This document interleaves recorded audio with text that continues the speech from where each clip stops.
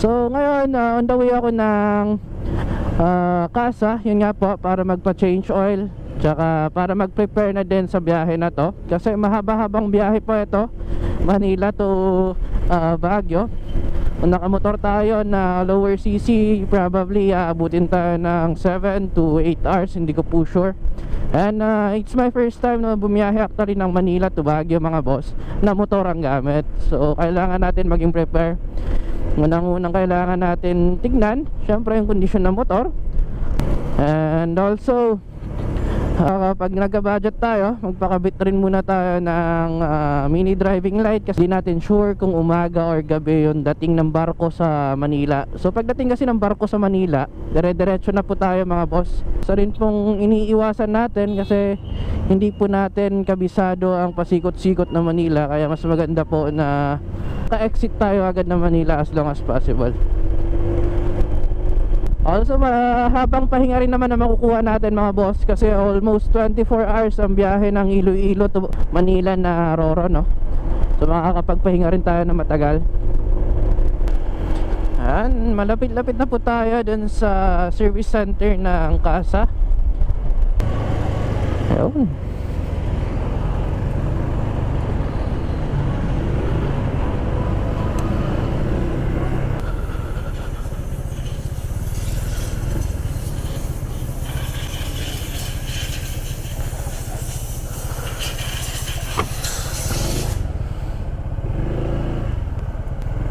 Dami pa nilang stock ng ADV dito mga boss. May color black, may puti. Puro ADV, puro brand new na yung mga yan.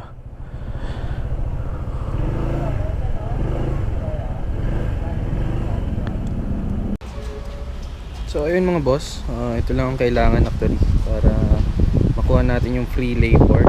Yung oil kasi dito sa casa service center, may bayad po yun. Although yung labor nila libre na po.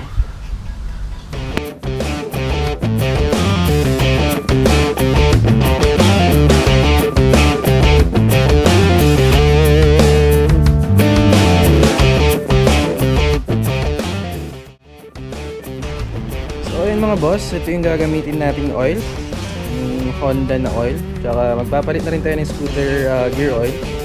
Ay masisasabak natin to sa biyahe, mahababang biyahe to, kaya kailangan natin siyang i-prepare for Manila to Baguio ride mga boss. Yung pinaka first change oil na ating unit mga boss. And ayun, anong pangalan mo sir? Ken, sir. Ayun, salamat kay Sir Ken sa pag-assist. First change oil tayo ngayon.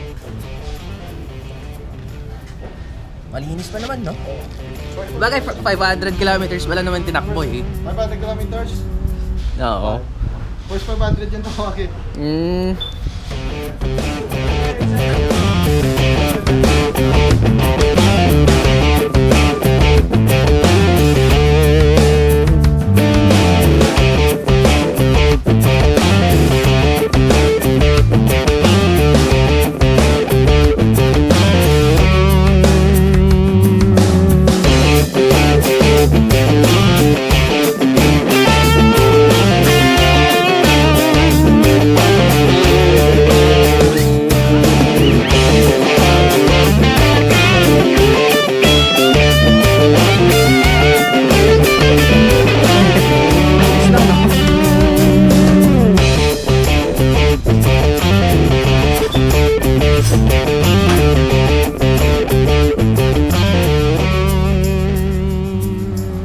For example pala sir, lumabas yung oil change niya dito. Yan nga, turo ko ngayon. Yun.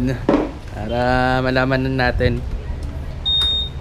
So bali ngayon, naka 522.4 kilometers siya. Nga po. Actually lalabas to 1,000 talaga. Yung oil change. Yung oil Sabi. change. Okay. So bali, okay naman kayo. Ikaw na lang reset sir, kaya mo? Pwede naman. Ituron nyo na lang sir kung paano. Off siya. Ano, naka-off siya? Oo. Iwan mo lang to. Na nakapindot ka dito sa dalawa? Sa dalawa. Ah, okay. Dapat sir, dito ka sa ano? Dito ka sa... Dapat sir, naka-total ka. Oo. Oo. Total, trip A. Trip B. Tapos, total. Okay. Tapos, Baka napansin mo hindi ko siya mapindot kasi ganyan pabaw. Oo. Dapat yung tuturo ng gauge na Nasa dikit baba. dito sa baba Okay, talaga. sige. Ganon. Off ko siya. Press yung dalawa.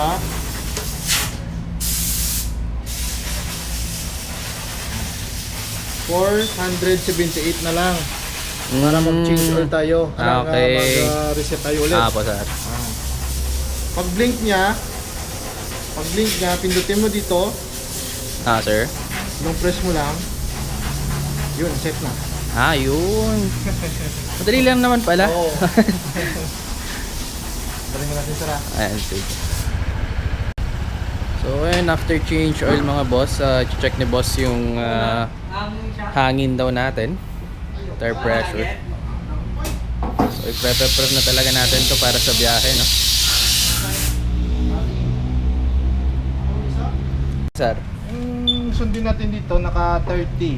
30. 33, 35, mga ganun. So, tawag na dito tayo sa Pilipinas. Dapat di talaga matigas yung ano, Yung gulong. yung gulong para di naman masakit din sa katawan. Meron kulang eh, oh. Oh, kulang ha.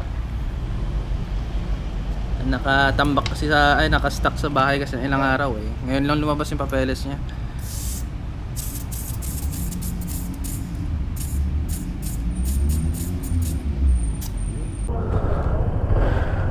Ayun, okay na to mga boss.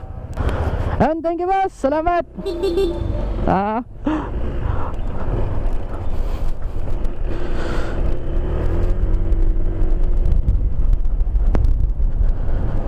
Woo.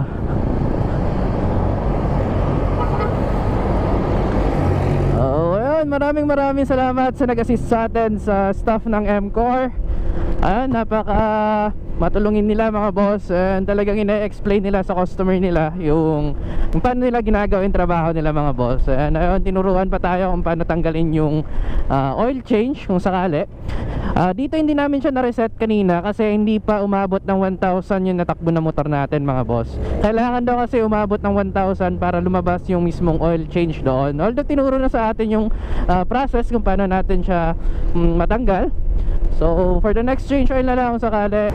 So ayun mga boss, maraming salamat sa panonood sa video natin, and sana may matutunan rin po kayo about dito sa first change oil natin sa ADV 160 mga sir. So yun, hanggang dito na lang po, and see you in my next vlog. Yes sir.